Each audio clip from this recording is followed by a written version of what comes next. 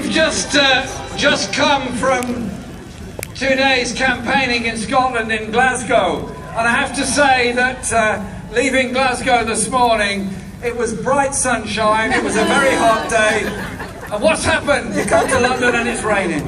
What is going on? But we were with 3 different groups of workers in Scotland over the past couple of days. We made an announcement of Labour policy on intervention in the shipbuilding industry to save jobs and promote training and promote industrial development in this country. The Tories are leaving manufacturing industry behind.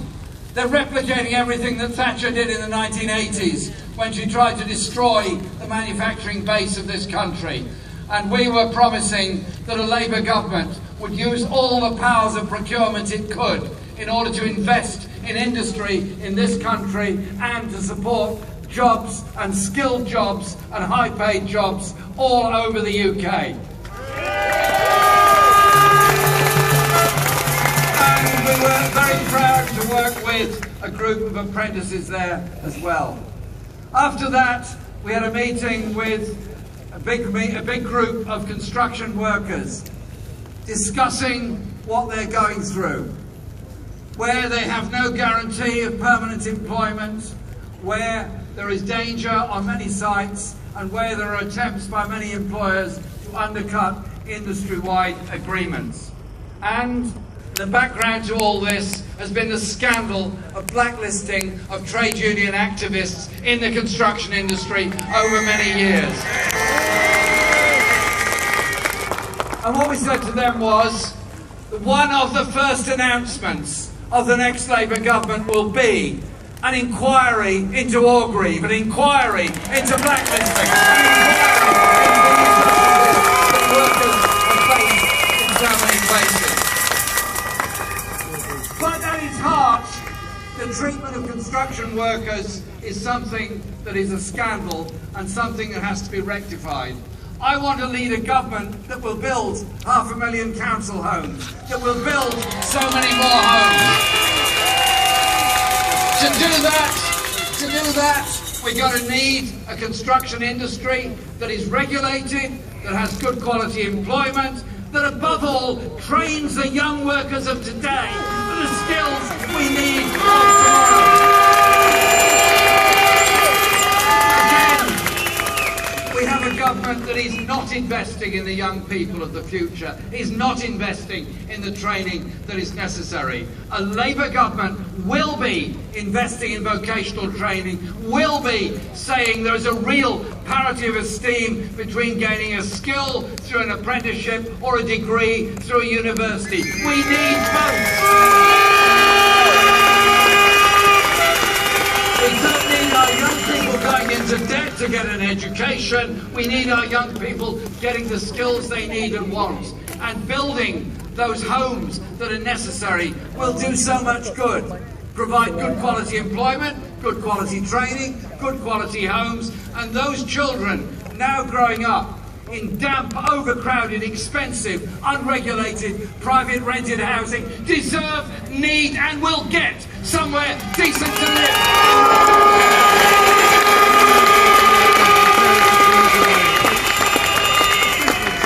And then, after that, I had a truly inspiring meeting with a large number of mainly young people who are organising trade union membership in pubs, restaurants, hotel, hospitality and the catering industry all across the city of Glasgow.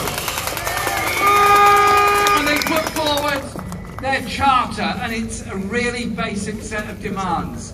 A living wage, to be consulted on the hours you work and the shift patterns you have, to end harassment at the workplace, to provide them with safety at the workplace, and to guarantee that the tips they're legally entitled to, they keep as they're entitled to.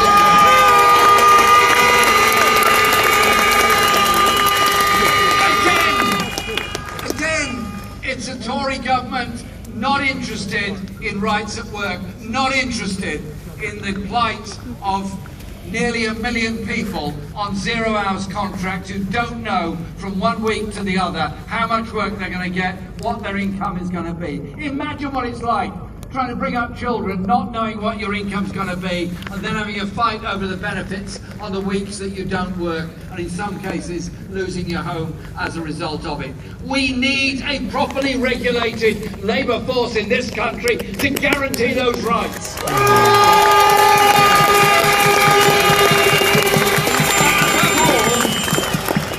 You need trade union membership to guarantee those rights, and what I admire so much about these young workers is they've joined the trade union movement because they see in our trade union movement their solidarity, their security, our strength and our future. The future is to join a union.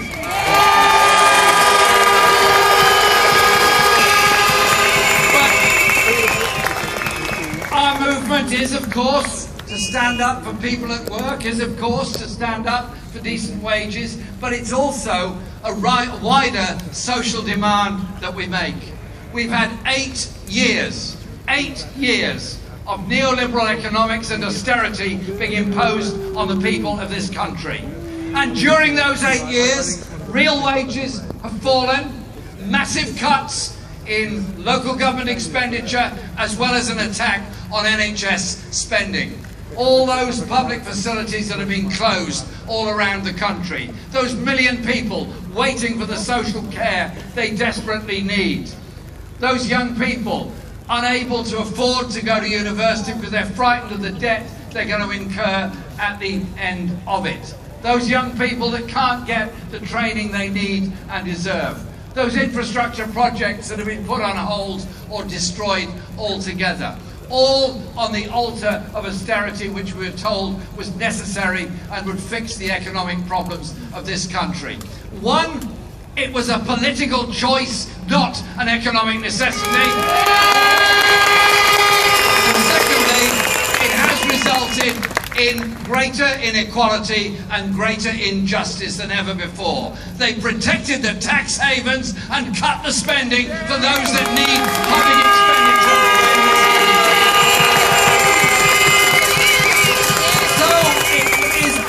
All of us to challenge that whole narrative, and that is exactly what we are doing. And it's not just us in this country. The anti-austerity movement across Europe, the anti-austerity movement across the USA. Those multinational companies and those super rich people that thought there's always a tax haven to hide your finances in and hide your ill-gotten gains in. I tell you what, a Labour government's coming after you. We will.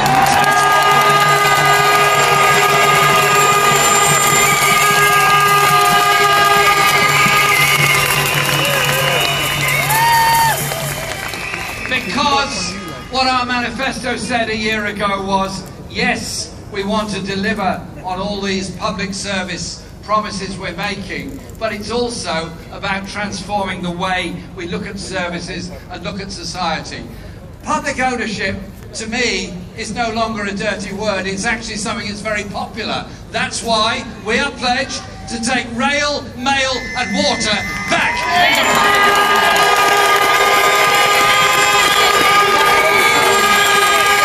Also, to give workers a say in their own future. Asda and Morrison's decide they want to merge. Were any workers consulted? Were any workers guaranteed jobs at the end of it? Were they part of the equation? What John McDonnell has set out on our behalf is that in the event of mergers, takeovers or closures, the workers will have to have a say and a voice in what happens to them in the future.